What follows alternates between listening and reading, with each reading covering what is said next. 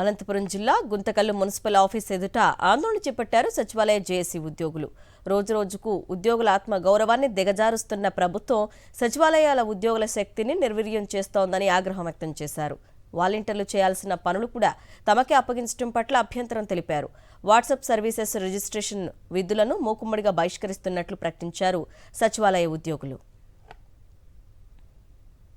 ఇప్పుడు ఇక్కడ మేమందరం కూడా సెక్రటరీలుగా నిరసన తెలియచేయడానికి ముఖ్య కారణం ఒకటేనండి.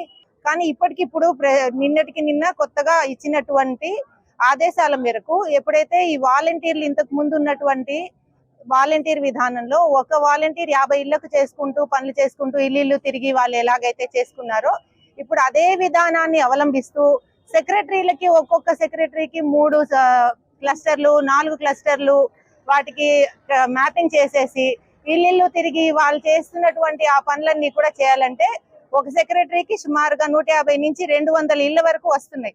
ఇది సచివాలయాల తరఫున ఉన్నటువంటి జాయింట్ యాక్షన్ కమిటీ తరఫున అందరము ప్రతి ఒక్క మున్సిపాలిటీలో కావచ్చు పంచాయతీలో కావచ్చు ఇలాగే వెళ్ళి మా నిరసనలు తెలియచేస్తూ మా లెటర్ ని మాకున్నటువంటి పై అధికారులకి సమర్పించడానికి ఇక్కడికి వచ్చున్నాం మేము.